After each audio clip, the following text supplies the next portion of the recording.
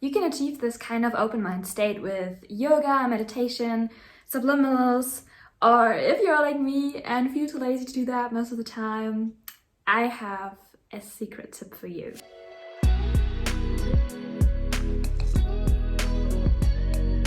Hi guys and welcome back or welcome to my channel. If you are new here, my name is Elena and I usually come up here to read tarot or talk about spiritual themes like manifestation, astrology, reality shifting, and this is what today's video is going to be about. Because today I want to share with you 6 tips to help you shift. They are all about what helped me personally in my shifting journey. And I just want to put a little disclaimer here. I personally haven't shifted completely yet, but I mini shifted and I almost shifted several times. And there are some things that I did that got me significantly closer. Like when I started my shifting journey, I would be so caught up in the method. I struggled to concentrate. I would get super panicky. My heart would race and I had even trouble breathing because I was so scared, but also so excited. And I got weird symptoms as well, like my body would itch or even hurt really badly. Like it almost felt like I had been laying paralyzed for days. And also I messed up my sleep schedule a lot because I was always using sleep methods and different subliminals, like giving me weird or bad dreams or just keeping me awake forever. But with time and a long break, I came to some realizations about shifting, and now I'm so much more comfortable doing my thing and having my learning curve and taking my time because I will do it eventually. I know that. So here are 6 tips to help you with your shifting journey. To start off, you gotta know nothing is demanded. There's no have to when it comes to shifting. And this is so relieving when you think about it. You don't have to write a script, you don't have to use a method, you don't have to drink water all day or eat clean or think all positive thoughts. No one does that. It's literally impossible. And once you realize that, these things can all be helpful. Like they can make you feel better, they can make you feel safer, but they are not requirements. You can shift just like that without anything. It's not your body that holds the power here. You've got an all-powerful mind. And if you don't want to do these things or they put pressure on you, don't do them. Shifting is not supposed to be stressful. You do it for fun, right? Tip number 2, play around with different methods. In the beginning, I would only use the Raven method, you know, the one with the counting. I went crazy over the stupid counting. Like, instead of using another method, I stuck with it because I got some symptoms with it. But bro, no, please. If you use a method like a couple times and it just doesn't work for you, try another one. If you feel weird, if you feel uncomfortable, if you get distracted or you struggle to visualize or focus for too long, there are methods for every one of you out there. Like methods where you don't have to visualize, you don't have to count, you don't have to focus. And also try both awake and sleep methods. I would only attempt shifting while falling asleep, but the time that I actually mini shifted was when I was awake.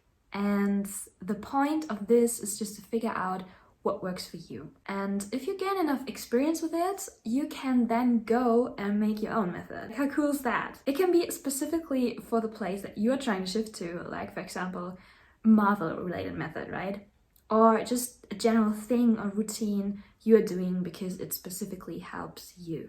Moving on to tip number 3, subliminals. Like if you want to use subliminals like I did in the beginning, be careful about which subliminals you use and trust. I know there are countless subliminals channels on YouTube, some of them specifically for reality shifting. Not all of them hold the best intentions. So the best example for that is Celestial Subliminals. I use this stuff a lot, but as many other users, I started to have weird and intimidating dreams and half dreams, and I had insomnia, and it was just overall a bad experience. So if you want to find a channel that you can trust, really look at the comments, read what the people are saying, and just listen to your intuition and your own body. You will notice when something is clearly off, for sure. Subliminals, by the way, are also not a requirement. You don't have to listen to them at all, but if you like to, think about making your own subliminals as well. There you can include like all your affirmations, information, and intentions specifically helping you getting to use specific DR. And if you're interested in making your own subliminals and you don't know how, leave a comment and I can do a video about it. if you want to. Tip number 4 is to, when you have a script, regularly read over it. People who write scripts, I guess, find joy in creating plot lines and slash or want everything to go as smoothly as possible. We want everything to be and go according to our script, while other people trust the universe or the mind to bring them exactly where they want to be. And this is fine, this is fine. But for the control freaks of us, to take away some of the pressure and the nervosity, read over your script regularly. You don't have to do it every day for sure, but make sure to at least do it sometime before you attempt to shift again, because you will start to internalize the details. And at least for me, this is something giving me comfort that I know my destination very well. And also it gives you the opportunity to edit your script. Like if you change your mind about something or someone in your DR with, regular checking in with what you have written, it makes it a present thing in your head. You think about it more often, you become familiar with it, and the idea of this alternate reality becomes less of an impossible thing, but a normal thing. Moving on to tip number 5, get into the right mindset, which is something that can be hard, I won't lie to you. But there are 2 major points that I want to point out here. First, don't use shifting as an escape. Not only is that the wrong way to approach it, because you shouldn't neglect your reality. Like, this is still where you are home, this is where you are meant to live, and shifting should be an exciting bonus. But also, with this kind of escapism mindset, you are coming from a place of lack. And here we are again talking about the law of attraction. You can't manifest abundance coming from a place of lack. This is why there are so many methods, including affirmations, using gratitude, and using pretending. It gets you into the right mindset. If you're interested in learning about manifestation and the law of attraction in general, check out my law of attraction playlist. I'm gonna link it over here. And second, having a calm and open mind helps so much with attempting to shift.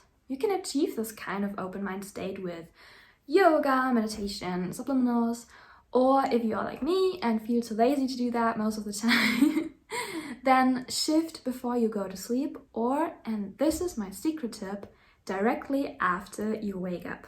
Like in the morning, first thing you do. Because at these times of the day, the night and the morning, your mind is more open, like half awake, easily influenced. I found it's the best time for me to attempt shifting, and maybe it works for you too. And my last tip for you is to take breaks. Don't overdo it. If you become obsessed with shifting, it's not fun anymore. Do it when you feel relaxed, when you feel like you have time for it, you don't have some important appointments coming up that stress you out. Just try shifting every once in a while. If it's once per week, twice per month, whatever suits you best. So you don't get in your head too much about, I gotta shift, but it's more like a routine.